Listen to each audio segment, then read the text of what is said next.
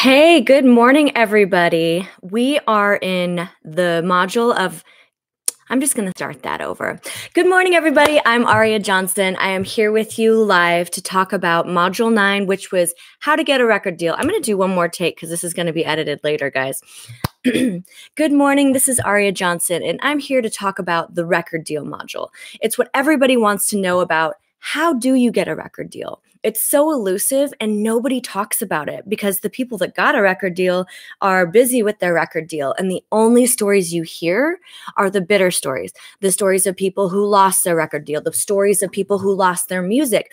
But you don't get to hear the stories of people who were successfully signed and did this thing. I mean, you hear their success stories like as if it was overnight, as if they just had this overnight success. They were discovered in the mall or on Star Search in 1989, and they became the world pop star. That's all we hear, but we don't hear exactly how they got a record deal. And it wouldn't have mattered because in 1989, it was a totally different strategy. So now, with the internet, with the ability to market yourself and put your music out there, you don't even need a record deal. You don't need a record label. However, if you want to scale your business and you want to be world domination, you want to play Madison Square Garden and you want to sing at the Super Bowl and perform there, and you want to do this massive, massive career, then it's going to take a label behind you to make that happen.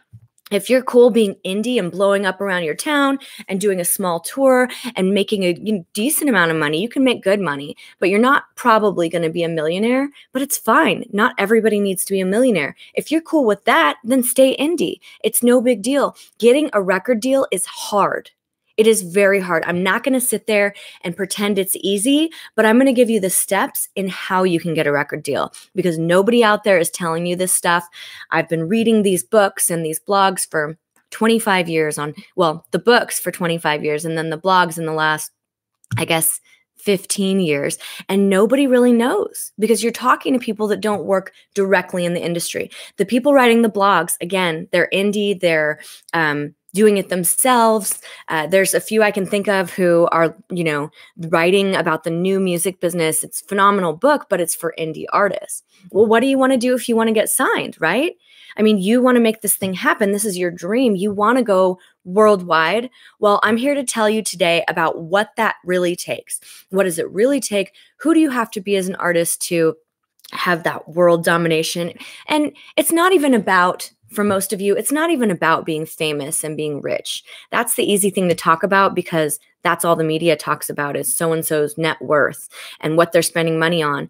But I know that for you and for artists, other artists out there, it's really about making music that can change the world. That's what we're all about here. I mean, it's great to make money, but music it's the essence of life. It's the escape to life. Besides, now we have Netflix and all the other forms of escapism, but still music. It's a 3-minute hit. It's a brain hit. It's that dopamine rush when a song just makes you get out of your chair and dance, and you're dancing around your office or you're dancing in your car, and then you look over and the guy next to you sees you and you're like, oh my God, that was so embarrassing. But the guy next to you is like, you know what? This person is enjoying their life, and you make them smile. You make her smile. So music, it can do that. It can help you get through those times when your heart is just broken and you're like, nobody understands. And then you put on the greatest love song, the greatest breakup song, and you cry. And it makes you cry. It allows you to feel that feeling where you get to get your emotions out, especially for the men, and not to be sexist, but a lot of the men are raised, especially in the older generations, in my generation even, not to cry, not to feel their feelings. And music is a way to do that because your dude, ladies, your guy's not going to sit there and cry with you at a movie. Like we just bawl at all the chick flicks and all the movies. I was bawling yesterday listening to someone's autobiography in the music industry, and it was like so sad. But guys don't really get to do that. But when they're alone, you're alone. And I'm talking the standard, the totally stereotyping. But a guy, when he's alone, he can listen to a song and feel those feelings, even if he's not bawling like sometimes we ladies do. Maybe it just lets that feeling out so he doesn't have to like go punch a wall. So these songs, they can get you through heartache. They can be the song that you fall in love to, and it becomes your wedding dance, our song. That's what's so amazing about the power of music. The power of music can end wars. Think about all the stuff in like the Beatles era, and they were talking about ending the war. There were literally hundreds of thousands of people rioting and picketing and stomping through the street saying, let's end this war. And the Beatles songs were playing in the background and whoever else was doing that. So music really can change the world. Music does change the world. And so for those of you who want to make that difference worldwide, you either do it in your community, you can do it in your state, you can do it across the states when you're indie. But if you want to go worldwide, a record deal is somebody who can make that happen, is a facility to make that happen because they've been doing it for 50 years, 100 years. They know the formula. And as the formula changes, they have 100 people working to understand that formula. How do we use social media? Do we even have a street team nowadays? How do we, which we don't with record labels, but how do we use commercial and TV and media to our advantage and putting them in movies and having you guys do clothing lines like, Jessica Alba did that. And she has this billion-dollar company. And then Jessica Simpson did it. She used to be a pop star. Love her or hate her, she has a very, very lucrative company. And that's something that you guys can do once you get into music. If you're like, you know what, this is eating me alive. The fans, everything about it is just too hard. Then you can go straight to doing something else like a clothing line, or you can do it while you're doing it. Like Rihanna right now. I'm dropping the ladies' names again because they're the ones doing it. I mean, Justin Bieber, he's doing it too. He's got his line called Drew or whatever it's called with all the smiley faces.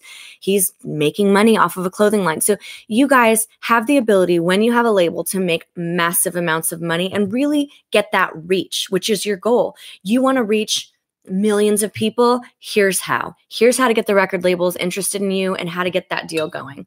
Coffee. All right. So in the module, we covered a whole bunch of stuff, and I'm just going to touch on those subjects, and then I'm going to give you some new motivation to do this. So how to get a record deal. The first question I say is, like we talked about before, who do you listen to? And my clients, my artists that I've worked with already know. Who do you listen to? There's so many voices out there, and half of them are full of crap. For example, people talk about the Instagram algorithm. And they're wrong. And it gets like, I saw one the other day that said that within the first 30 seconds of posting, your comments, how fast you comment pushes you to the top of the algorithm or pushes you up. I used to think that too until Instagram came out on record about 3 weeks ago saying that's not true. It's a total myth. And I'm like, oh, so we don't have to sit there on our phone for 30 minutes? Maybe it used to be that way, but people are putting out that false content now.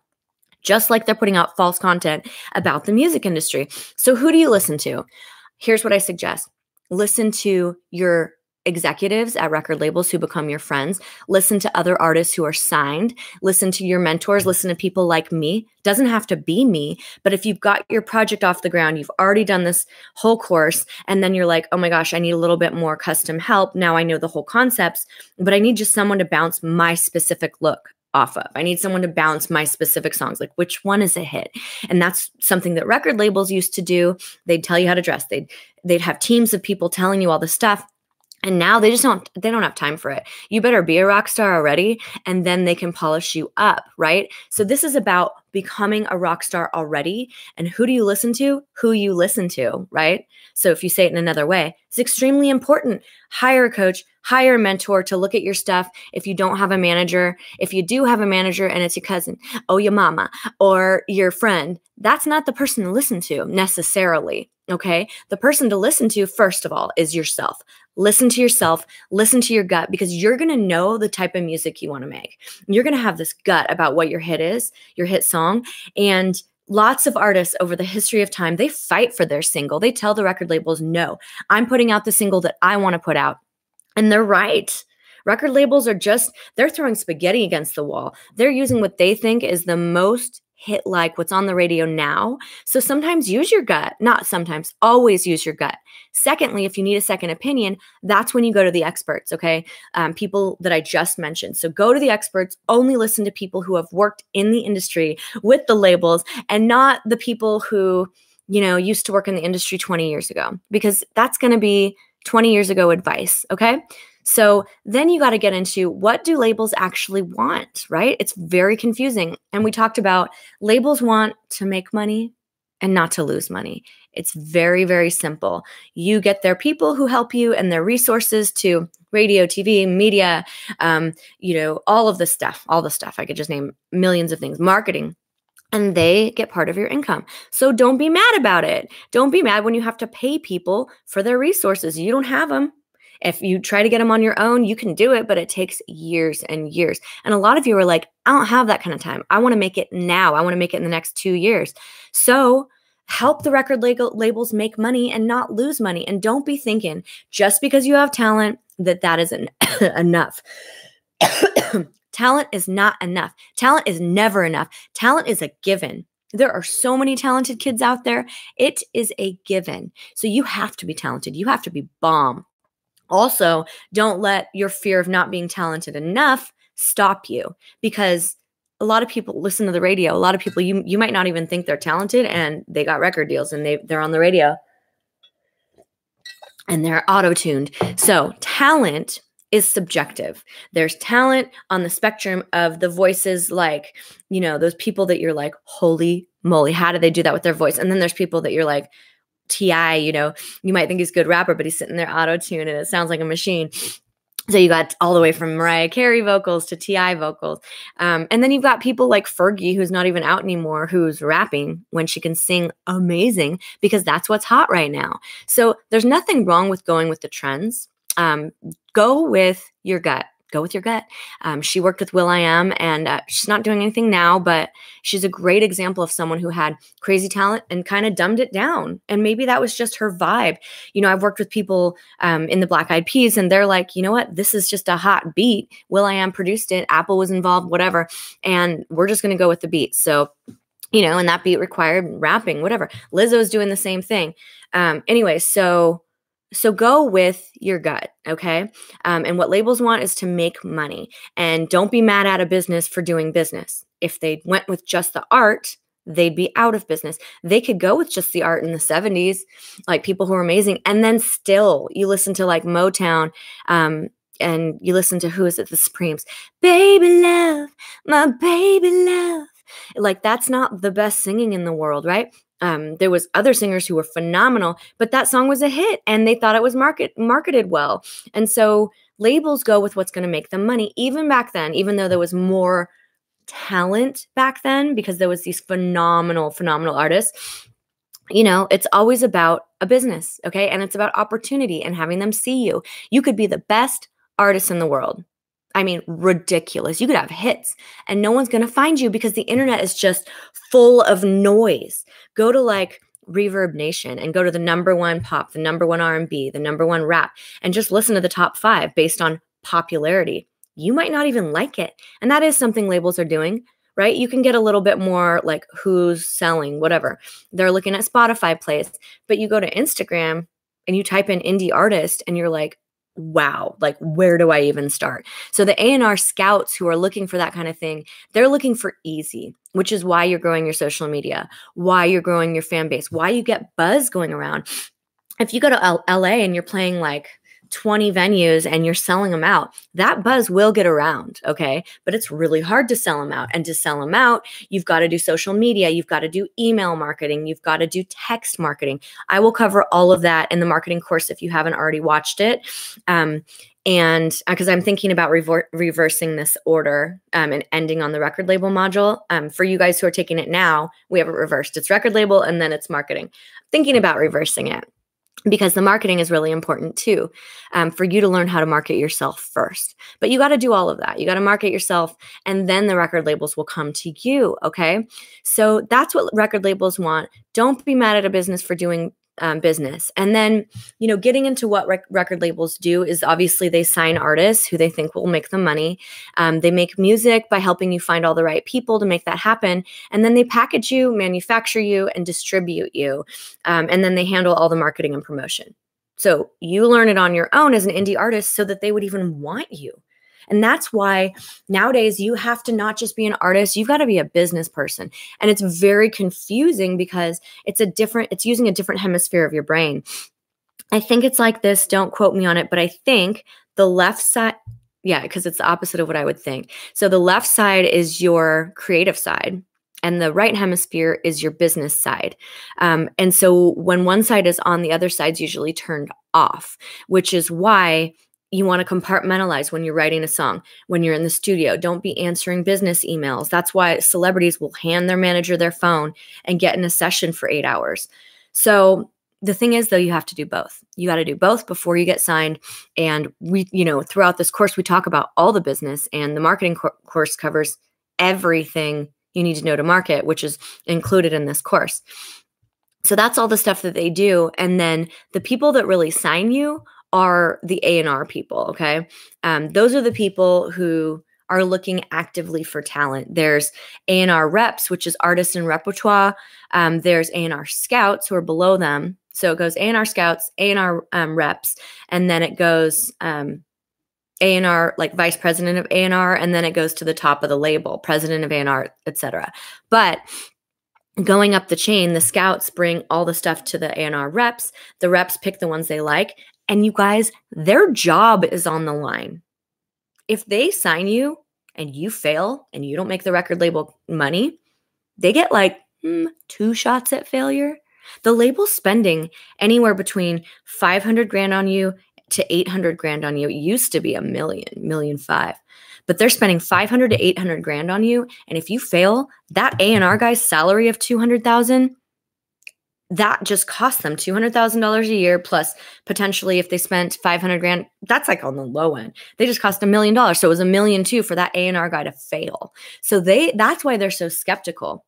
And the thing about A&R is they are business people. They are businessmen and women, but they love the music.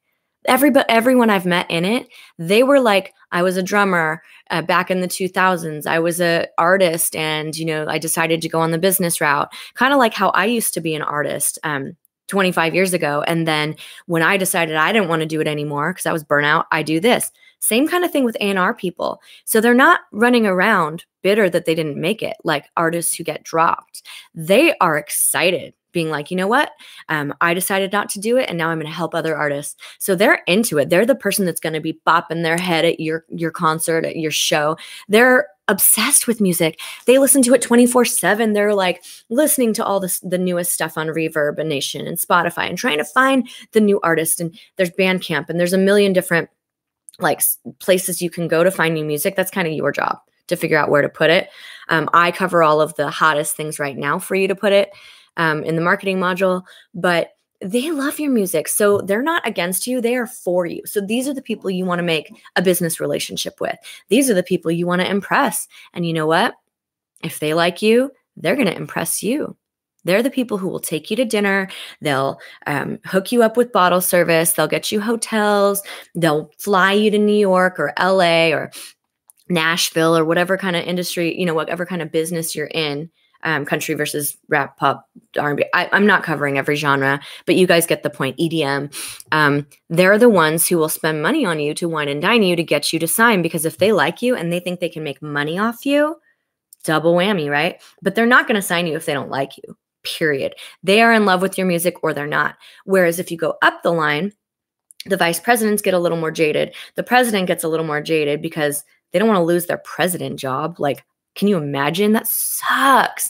And then you start going to the executives of the label, like vice president of Sony, president of Sony, owner of Sony. And those people, it's typically all about the money. They started out all about the music, but now it's about the money because the company goes under, everybody loses a job.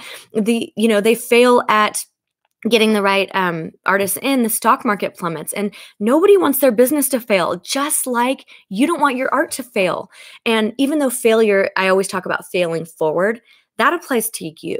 Failing forward, it doesn't apply to crashing $100 million company. Yes, you can fail forward, but no one's going to touch you if you do that as an executive. So I'm trying to give you the inside scoop on who you're dealing with versus just like, I'm an artist, I'm amazing, and they should sign me because, I have 100,000 spins or, fans or whatever. They're all about in the business of keeping their label open. And then it's like, oh my God, do I love the music? Okay, so what are the downsides to signing? Because I told you a lot about the upsides, but the truth is, when everyone complains about how the deals ruin their life, it's because you are giving up things like creative control and 360 deals, which are, if you haven't watched the module yet, a 360 deal is something that didn't really exist.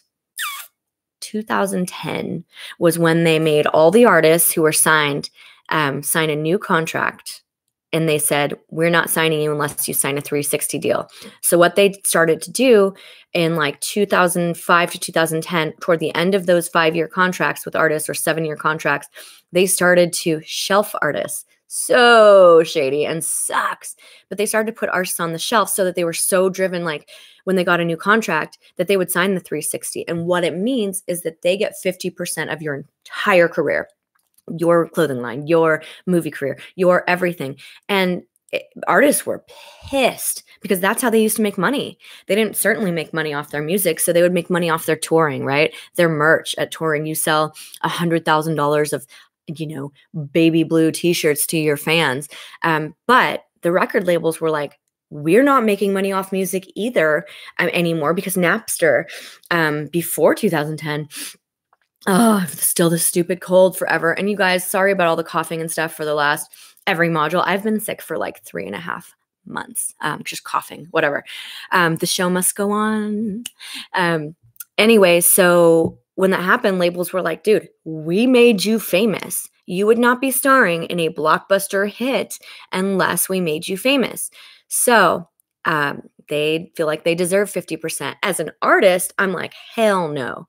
That is some BS. You're the one doing all the work. They aren't involved in your movie career. As the business side, different sides of the brain, I'm like, okay, that makes sense. It seems shady only because it wasn't that way before, but now standard. You get signed, they take half your career. You're probably not going to have a multi-million-dollar clothing line, perfume line without the label, without them making you famous first. You could have a successful life, which we talked about in the How to Make 100K module. You can make bank. There are artists who make 500 grand a year, right? And you own everything. Master P is an exception. He makes millions and millions and millions of dollars. But that's if you decide to be a mogul. Like, you're a mogul now and you succeed at it. It's a small percentage, but it can totally happen. I believe in you. If you're here, if you're doing the work, you are now not only doing the art side, which we've talked about, you're doing the business side. So it is possible. But in most cases, you're going to need this label. So you need to give up some of the dough to them. The other thing, when we talked about how the artists got shelved, like, that sucked. 2010, all my artists were shelved. And they were like, at a specific label. Actually, it was at most labels. But then they got a new contract with the 360 deal, and the label started pushing them hard. And a lot of them you hear on the radio now. So it was worth it. And they're making money. If they were smart, they're making money. If they were smart about, like actually doing all the stuff outside of music and not just music, they made a lot of money. And if they did music and it did well, they made a lot of money off that too. Another downside is the committee songwriting we talked about, which is weird, super weird. If you're a songwriter on your own and now you're sitting there in a room with Max Martin, he's amazing. Like, I would, every time I love to be in a room with Max Martin. But you don't really get a say because they're the ones writing the hits. And you know what? For a lot of artists, they don't care. They're like, give me a hit. I don't know why I'm singing everything today. Guess I'm in a really good mood. But here's the thing. If you're like really stuck on your songwriting, meaning you've worked your butt off. I have artists who've been writing songs since they were 8. One of my artists started writing at 8. I got that artist at 12. And a bunch of songs were already put out. So that artist is not, now that artist is like 18, which is so weird, right? 8 years ago. Anyway, that artist is doing it. And that artist was totally indie, doesn't want the label to write for them. So that's one of the downsides. But the upsides of signing to a label are obviously you get their money, you get their resources, you get their publicity, you get that pull. Because if they're not working for you, you call people up and you're like, I'm signed to, I'm a Universal artist and I'd like to get sponsored by Sprite. and you're calling them up. So if the label's sleeping on it, you now know how to get sponsored. You're going to know how to be marketed all from this course. And you can reference this later. So if the label's sleeping on you, then you can do it yourself, which is great. And then the label's like, wow, they just got $100,000 from 5 companies to be sponsored. Hell yeah. We're going to put the money into putting them out. The point is the labels need to see you working on your own. It's not an era anymore of you're so amazing that we sign you. It sucks. It totally sucks. But this is the way of now, and it's the way of the future. And if you want to make it, this is the requirements. Make it, as in huge worldwide world domination. I love that term right now. You could call your tour World Domination. But the point is, if you want to stay indie, I completely 100% support that. If you want to go major, then there's a ton of benefits because like we covered in the module, they don't do everything for you until you're an asset, but they do everything for you, especially if you prove that you know it on your own. Because labels, they don't have time to be teaching you everything about the business anymore. They're like, if you don't know about the business, you're a child. Come back when you're a grown man, when you're a grown woman. And when I say that, I mean when you're 24 years old. They want you to act like an adult. You know, even if you're 18 years old, they will try to steamroll you when you're a teenager who gets signed. But if you know what you're talking about, like Taylor Swift, I have my issues with Taylor, but I also respect her so much because when she was like 13, she was door knocking basically on the labels. This is a long time ago, so it was different back then. But they're not going to like throw a teenager, like a baby child like that out. And she was like, here's all the songs I wrote. Here's my demo. She is an exception. So I want to make it very clear that her father was a venture capitalist and raised $5 million for Big Machine Records. And it was kind of like indie label and they made it big. So yeah, her dad invested in her. But had she not worked her butt off writing songs since she was a little kid, maybe her dad wouldn't have done that. And yeah, that's annoying because she was from Connecticut and she played it off like she's this Nashville country star. But it's super annoying and she is who she is now. But I respect her work ethic. She's someone that I personally know her work ethic. That's why I'm using her as an example. Most artists have massive work ethic. I mean, Justin Bieber was talking about the other day, and he like millions of records. He was talking about how he had anxiety from the time he was 11, and that sucks. So the idea is if you work really hard, but you know what you're doing, you can do it without having that anxiety. You can do it and be in control completely of what your sound is, completely of what your look is, if you do it first, before you get signed, because then you come to them and they're like, oh my gosh, this is the coolest artist ever. And then it's like polishing a Lamborghini. You want to be that Lamborghini. You have to be that Lamborghini. You can't be a Prius, which is great for the environment, so the Prius is like the artist who's like changing the world on the indie level, but they have 100 fans, that could be changing the world. They don't want to buy a Prius. They want a Lamborghini and they just want to polish it. They want to throw the glitter coat on, the chrome on top, but you're already the Lamborghini. So you don't have to be 25, 35, 40 to be the Lamborghini. You can do it young, but it's just a choice. It's a choice. You spend 50% of your time on the music, making the music. You spend 50% of the time on the business. You work with both sides of your brain. I know it's hard, but one day you do the music, the next day you do the business. First, I recommend getting like to a point of where you need to do the business, right? But then once you're like putting stuff on Instagram, you're putting stuff out there, then you need to spend half your time working on the marketing, working on the business. At the least 60% music, 40% business. But don't go over that because you fall into this like black hole of nothingness where you're like, oh, I'm not an artist anymore. I'm a sellout. And look, speaking of sellouts, I told one famous client, well, I probably tell everybody this because I kind of love the way it sounds, and write it down. You are not a sellout. You are not selling out. You are cashing in. You're cashing in your chips. You're not selling out. You're not cashing in your chips and like if you're at a casino you're not selling out because you're gambling, which is what you're doing with your career. You're gambling, but it's an educated gamble. You're taking your chips and you're cashing in because you worked your butt off. You sat there and you pulled that lever, you gambled, you sweat while you're playing blackjack, you're sweating, you're shaking like, oh my gosh, am I going to lose this money? But you spent all, the last 6 months training for this. So if you're a professional gambler, right, you're just cashing in. So selling out, let's talk about that because that's a huge deal for artists. Selling out is when you do something that goes against your values. Like, for example, you are a vegan and you are anti-fur. And then a fur company sponsors you and is like, look, if you wear this fur company, I'm going to give you, or wear this fur coat, I'm going to give you $3 million and you can be a spokesperson. That's selling out, guys. It's the most obvious example I could think of. Selling out is when you go ahead and you promote those weight loss teas, but you're a body positive female or male, and you're all about like health and fitness, and you're sitting here telling young, impressionable girls and boys to go drink this tea and get skinny, but the tea just is like a laxative, which is dangerous for people. That is selling out. I can think of some huge celebrities right now that I've totally lost respect for because I'm like, you're a great business person and you're talented, but you're selling weight loss tea? Like, screw that. Who are you? And I know that they're not proud of it.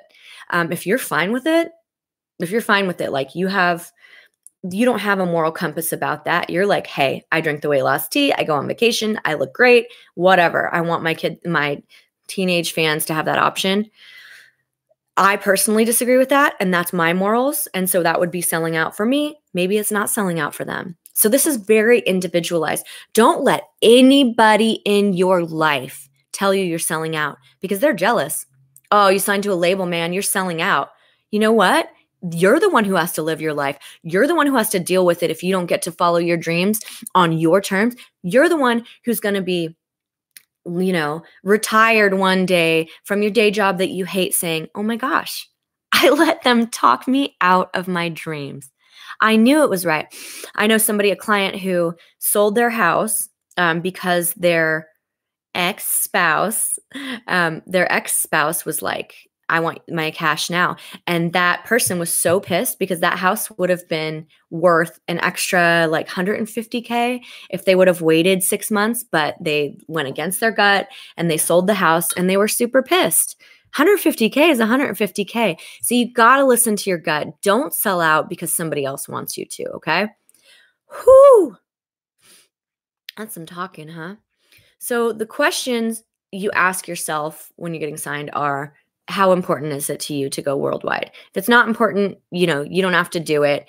And then there's the whole, trying not to get a record deal, which we covered, which is basically what I mean by that is it's like when you're chasing this person who you want to date, right? And they're not interested in you. And you're chasing, and your heart just breaks and breaks and breaks. That's not how you get them. Become the person that you want to be. And then they'd be like, wow, you've changed. You're like suddenly sexy. You're suddenly someone I want to date. Become who you need to be before you're looking at that, trying to date that person who doesn't want you. It's not that the labels don't want you. It's that they don't know they want you because you're at A on a scale, on an alphabet scale, and you need to be at, Q before they're interested in me. You're not going to be at Z, right? Q, R, S, T, U, V, W, X, Y, and Z. You still have all those steps to go, but on the scale of 1 to 26 steps, you need to be somewhere toward the over halfway there before a label's interested in you. So that's why I recommend begin with the end in mind. So write that down. Begin with the end in mind. So you want a deal, but these are the steps to get there. And then try not to get a deal because thinking about the deal is going to exhaust you. It's going to discourage you. You're going to be like, gosh, when am I going to get this deal? It's super frustrating. But if you focus on step A, define my vision. Step B, figure out my brand. Step 3, learn to songwrite and get a hit. Step 4, record that song. Step 5, whatever, perform that song. It goes on and on and on. And that's why it's step by step in this course. But yeah, so try not to get a deal. All right. So let's see. I'm really sticking to the script on this one.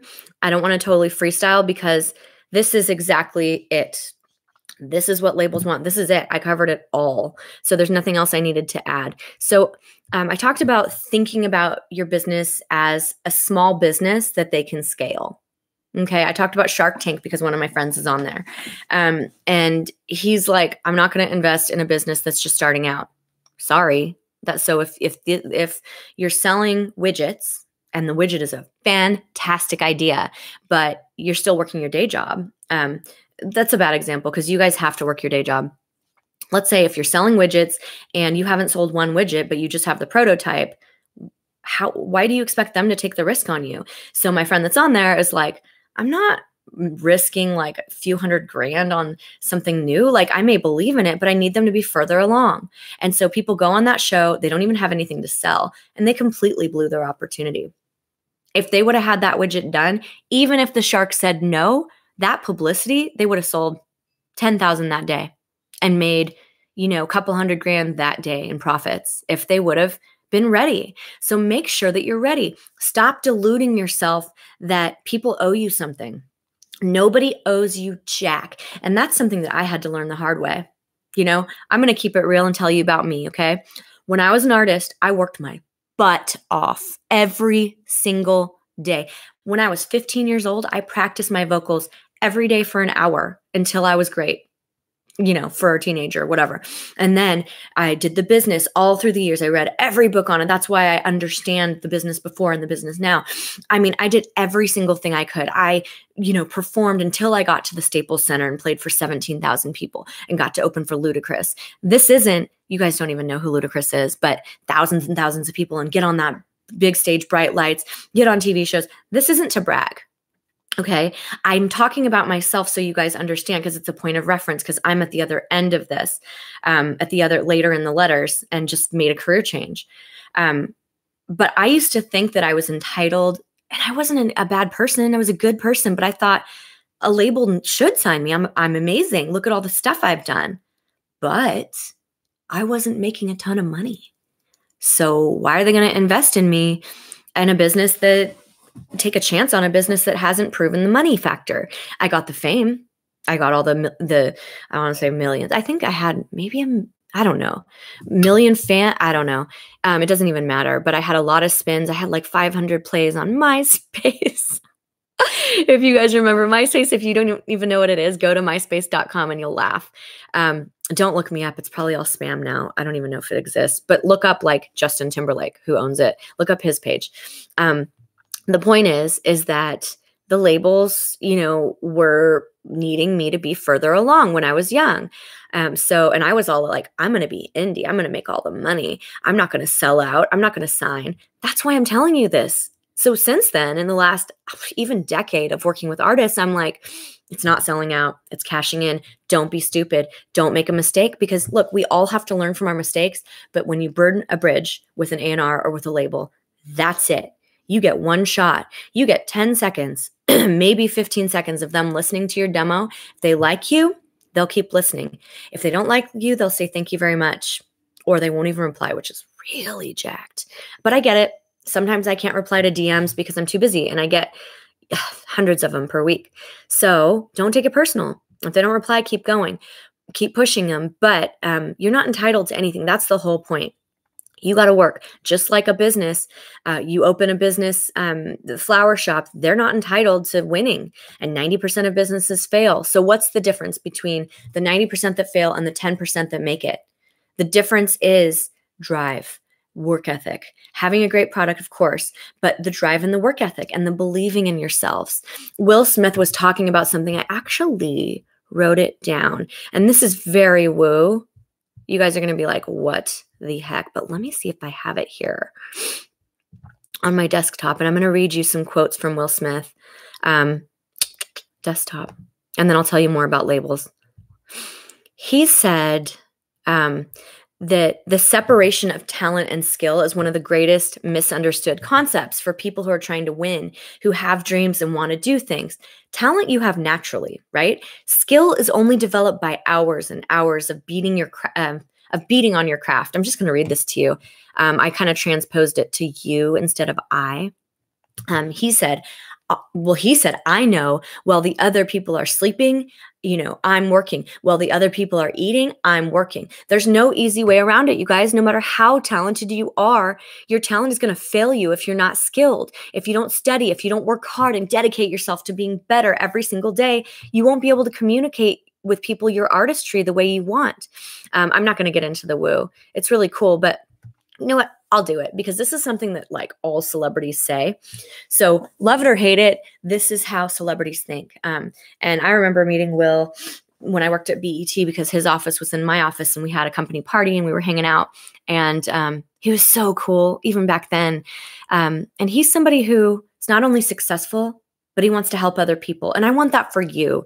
I want you to be successful and then help people with your music. Be that artist that does good things.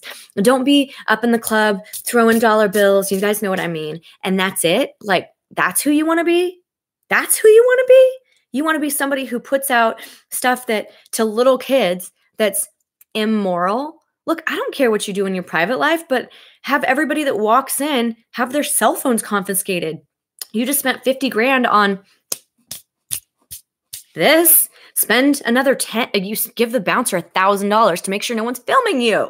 Don't be a bad example to little kids if you know your audience is 10 to 15-year-olds, okay? So that's my rant. Be who you want to be, but that's selling out, okay? That's selling out the children of the world. So I don't care about adults like anything moral against, whatever. It's not like I'm a prude over here. I just care about protecting the children. Little side note. So here's the woo that Will Smith said. He said, I want to represent an idea. I want to represent possibilities. I want to represent magic, that you're in a universe and 2 + 2 = 4. 2 + 2 only equals 4 if you accept that 2 + 2 = 4. I want to represent the idea that you can make whatever you want. I believe you can create whatever you want to create. The first step before anybody in the world believes you is you have to believe it. There's no reason to have a plan B because it distracts from plan A.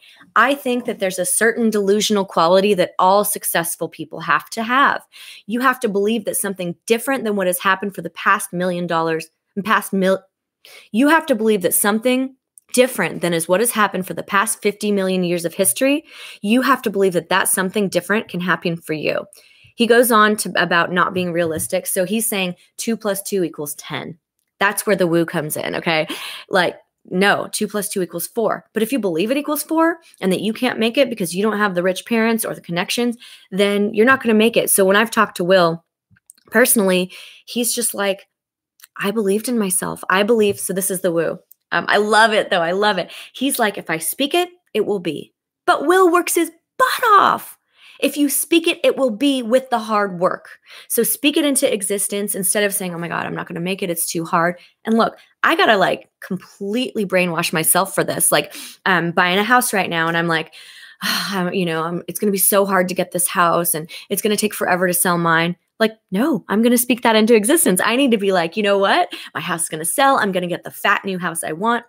So, it's not going to hurt you to be delusional and, use that woo. You're going to try to make it in your career anyways. Why not try and win versus not try and fail? Okay. So here's what labels want. Okay. It's pretty simple. I already covered it in the course. So this is more of like a motivational thing for you guys today. They want small businesses they can scale. They want artists who can compete at a world-class level. So that's not just your art. That's also understanding the business, being a successful small business, like knowing all the things. I'm not saying you have to be a label. They don't give a crap if you're a label. That's kind of like, it's just some paperwork. They care that you understand them, not just yourself, and get what you want and try to me. I want this. I want that. Well, what do they want, right? They want artists that can perform in the studio, have great photo, like know how to pose in photos, which is just practice, guys. Get a magazine, look at the poses, or Google the artists you love in photo shoots, copy their poses. That's what every high-end photographer does. The Fendi photographer that I would work with all the time, he'd pull out all the magazines and be like to a new artist and be like, pose like this. And she'd have to practice the pose. Or he'd have to the guys don't take your hands off your belt loops or your crotch, which is what guys do. Put your hands like on your, you can't see me, but like on your knee. So practice that. They want artists that can, who have a strong vision of who they are. So if you don't have that strong vision yet, go back to the first module of defining your vision and just go back, do this over and over again. Do not give up because this is hard. I know this is a lot of information I'm giving you. It's a ridiculous amount of information. It is 25 years of experience summed up into 10 modules, summed up into 25 hours of content. So go over it and over it and over it till you get it. They also want to know, and we talked a lot about this, is that you have your head screwed on right. They want to know that you're not crazy. You can be crazy later. They'll be annoyed by you. But right now, they want to know you have that drive, that passion, that stick-to-itiveness, that you're not going to give up because somebody called, crazypants.com or crazypants99 said that you suck. I was reading comments about the Super Bowl because I always love to read the comments. And somebody's like, J-Lo has no talent. She can't act and she can't sing. Well, J-Lo's like, everybody told me that my whole entire life. And if I would have given up, then I wouldn't have the career I have.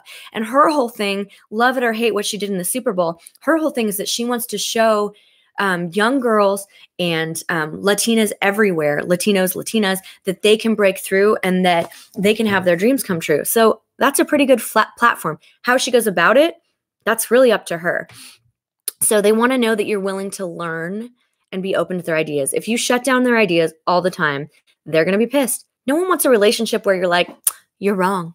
You're wrong. Here's what I want. It can't be me. It's a give and it's a take. Okay.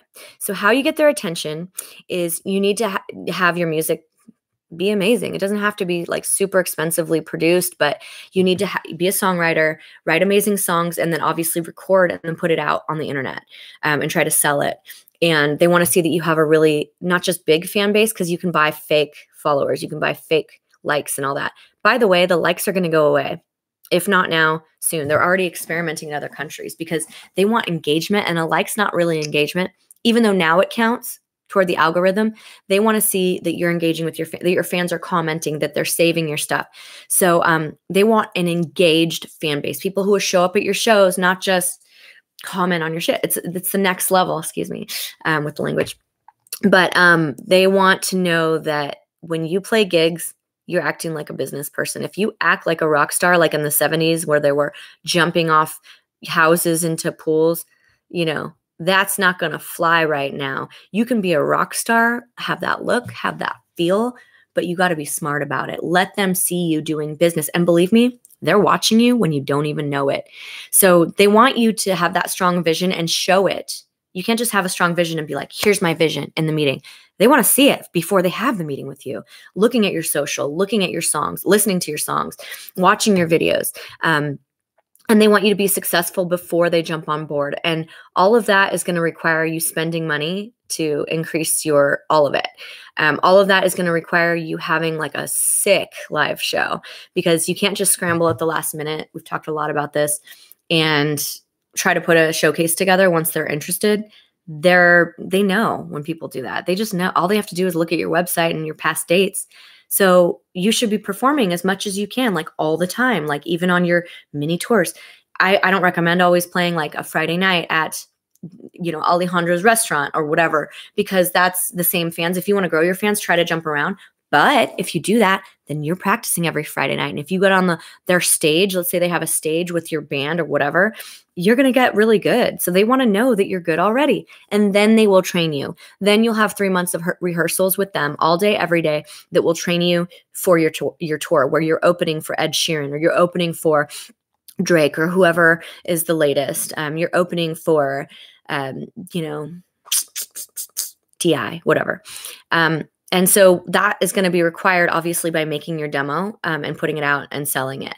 The other thing we talked about is creating your catalog. So have as much music as you can and put it out, even if it sucks. Just have it. I mean, it can't suck, but make sure it's good enough to put out. Like, don't be like putting out your stuff that is just disgusts you to hear it, but put out everything that's finished that you think is at least well produced. That way you have a catalog. Put it somewhere. Yes. And when you pitch the label, you need to have somebody pitch it for you. So that's where like a manager comes in. And if you can't get a manager, because we talked about how hard it is to get a manager before you're making music, before you're making money, let me backtrack. If you're making money, you should be making money before you're pitching a manager. You should be making a lot of money with your manager when you're pitching the labels, right? So you're making, I always give the example of 100 grand because it's a number that people think is successful. You might think it's a little, you might think it's a lot, depending on what background you have or what job you have now. But there's something about that ish. You could be making 80 grand a year, but that means that you're paying your manager 20%. So he's getting 16 grand and then he'll work for you, $1,000, $1,500 a month. That's, he'll go work for you for that, or she'll go work for you for that. And if they know the labels, people at the labels, they can push you. So it needs to be solicited when you submit that demo, and make sure you research the label so that you know that they like your type of music before you send anything in, and communicate with them. So you can DM them, hey, it was solicited. My manager sent in some music to you. Would love to, I don't know, I always say add value, but if you've already done this, just be like, hey, would love to talk about it. I know you're busy, but if there's any other way I can help you, like I'll promote you on my channels. I would love to do that. Even if it's a no, I just want to find some way to help you. I'll do some social media for free for you, whatever, build the relationship, and then make sure that your reputation's intact. If this is the thing that kills the most careers. Labels are like, hey, I was just about to sign X artist, and they're talking to everyone in town about you. And then a producer's like, oh yeah, they never paid me, or they were a drama king, drama queen. You're screwed. So you cannot burn a bridge. I don't care who it's with. It is so much drama that you don't need. You need to focus on your career, not fighting with people, even if they screw you over. Don't be like threatening to sue and, putting negative comments about them online. That's another thing. Do not comment negative stuff on social media, other people's social media. Don't fight with people because you look contentious, you look drama, and they don't want drama. They don't want the drama till you're famous and they can sell it. So your personality and your ambition and all of that really counts. So I had one question here that I still wanted to answer. I'm going to pull it up. It's a little off topic, so that's why I waited till the end. And it says, once you're on Instagram, you urged your followers to do their own Google search on their names and see what comes up, and also suggested setting up a Google alert. Can you talk a little more about this? This is really simple. So every time your name comes up, it could be negative stuff about you, or spam, or because the bridges you burned. I had a psycho producer once pay an SEO expert, so search engine optimization, I don't know if I talked about this, to tag my name with a bunch of spam all over the internet with the word scam. And it took years for it to go to the bottom of the internet. And it was just like, thank God it wasn't anything real. It was like, Aria Johnson, midget, blank, blank, blank, which was inappropriate stuff I can't say here. I was devastated. But that's because I a little bit burned the bridge. They screwed me over and I left a negative comment somewhere, and then they hired someone. And this was 2 years later. Talk about being bitter. So don't burn the bridges, but as well, you need to set up a Google alert. Okay. You can just Google that right now, how to do it. I don't know the tech on that. It doesn't really matter right now. So to you who asked the question, it's not an Instagram Google search. It's a Google alert. Okay. So it's not going to pop up with Instagram stuff. It's going to pop up every article. It'll be like, so-and-so new X artist is playing at this gig tonight.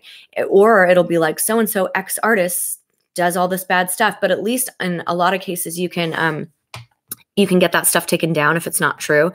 Consumer Reports and all that stuff, it'll never go down. You can sue them all day and it's not going to happen. So annoying. But so don't burn bridges, because they will burn you on the internet. They'll hire somebody from like Pakistan or wherever. You can do it on odesk.com and just have someone burn you, burn whoever you hate. Don't do it. Do not do it. They will trace it back to you. There are hackers. Anyway, that's drama I don't need to talk about. So that was the last question that came up. And so now I just want to talk to you guys in closing about being a dreamer. There's the saying, and the saying is it's good to be a dreamer, but it's better to be a planner and a worker. And there are two kinds of people. In life, there are dreamers, and then there are people that I call risk takers. And today I'm going to tell you the difference between a dreamer and those who take risks. A dreamer only dreams and then stops dreaming when the going gets tough. Okay? I don't want you to be that person. You know what risk takers do?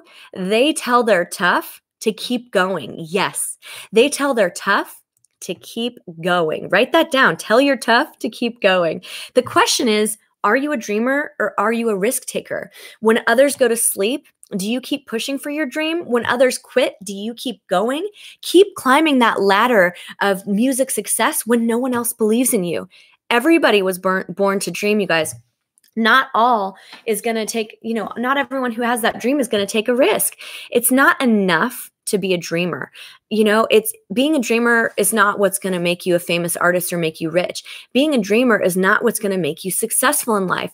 It is absolutely not enough to be a dreamer because everybody was born with that thing to call a dream. Everyone has a different dream. If you ask anybody, they'll what was your dream? If you could wave a magic wand and make it happen. If people say, oh, I didn't have one, they're lying. Really dig. Well, what was your dream when you were 5 years old?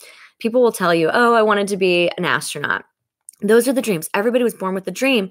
But people like Bill Gates and Nelson Mandela and Steve Jobs, to just mention a few, these are the risk takers. Those are the people who left everything behind for their dreams. Do you want to be you and live your dream? Do you want that to be you? Or do you want your family? Do you want to be who your family members want you to be? Do you want to die living in your legacy? Or do you want to live trying to please everybody else in your life? No, live your dream. You don't need your friends to love your dream or to live your dream. You don't need your family members to leave your dream, to love your dream, to help you be your dream. All you need is you. You and only you have the power to make your dreams come true. Only you and no one else. There are dreamers who want to be a singer or a songwriter or write a book, or, there are dreamers who wish that they could do the very thing that I'm doing right now. What I'm doing right now doesn't exist. That's why I made this course. I was like, holy crap, this doesn't exist on the internet. And there are dreamers who spend their whole life wishing that only if I could become this or that, I would become happy. So live your dream. When you live your dream, you don't go looking for happiness. Happiness will come looking for you. When you live your dream and you don't go looking for others' approval, others will come looking for you because you'll have that glow. You'll have that light. When you live your dream and then die, your dream will live after you. There's a saying, it's good to be a dreamer, but it's better to be a planner and a worker. Dreamers will always dream, but results, they don't come from dreams. Planners and workers take those risks I'm talking about to make their own dream a reality. I want you to say, I am a risk taker, and I know that the real failure in life could be not living my dream. I want you to say, I will not leave my dream a dream. No way on earth. I will not leave my dream a dream. You have something inside of you, guys. There's a reason you're here. You have something that's different from the rest. Bring it out. Go after your dreams and live your dreams. Thank you so much for being here and doing all the work. I can't wait to see you on the flip side when this is all happening for you. I want you to email me and tell me how this works out. Tell me what you think. Tell me how it's going, and stay motivated and follow your dream because only you can make it happen.